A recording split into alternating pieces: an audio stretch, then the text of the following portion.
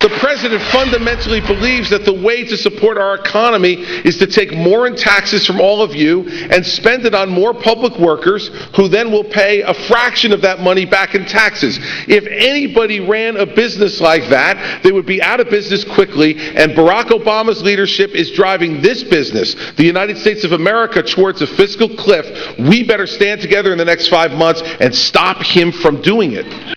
Wow, that's despite his tough talk. New Jersey Governor Christie bowed out of running for president. You know, everyone was lobbying him to do so. And the governor is not saying much when it comes to being Mitt Romney's potential running mate, and he's certainly not ruling it out. In an article in Newsweek, he's questioning whether Governor Christie may have missed his chance to become president. He's questioning it himself. Joining us right now to weigh in is the man who wrote the book on the governor, knows him very well, literally.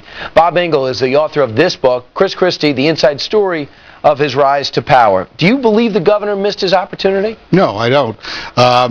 What he said in the Newsweek article was that when he said that he wasn't ready, he didn't mean he wasn't ready to be president. He meant he wasn't ready to run then. But he's a relatively young guy.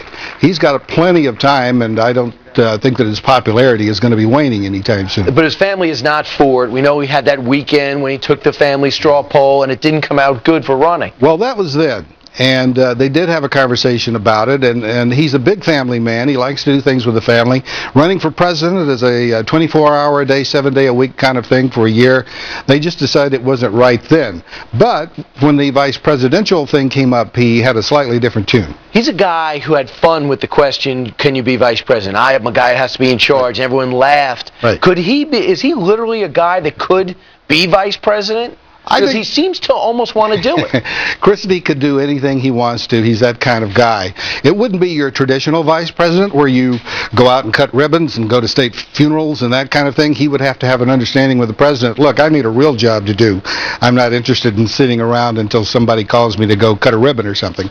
But that could be worked out. So you write this book. We had Marco Rubio is also a contender to be vice president. Right. What's the difference between the two books? Well, the Rubio book, which I haven't read yet because we've been busy with this one, is a politician writing about himself and what the public he wants the public to know about him. Christie cooperated with us in writing the book, but he didn't have any say at all in what's in the book. So what do we know? For example, the way he handles the questions about his weight. He laughs it off, says, I know who I am. In reality, how does he deal with it? Well, we go into that in the book. In reality, the thing that bothers him most is the stereotypical view that people have of people who are overweight, and that is that maybe they're undisciplined or lazy. It bothers him that anybody would think that he's undisciplined or lazy because he actually isn't. He works very long days. What else don't we know about him that you were able to uncover? After all, he did cooperate. He did.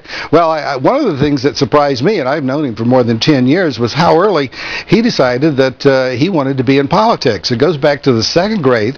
When he was 7 years old, he was out by the flagpole. The teacher came out to find out what was wrong, and he looked up at her and he says, you know, I'm going to be president someday. And then, 4 years later, when he's 10, they're talking about what they want for Christmas. Yeah, you know, the brother wants a truck or whatever.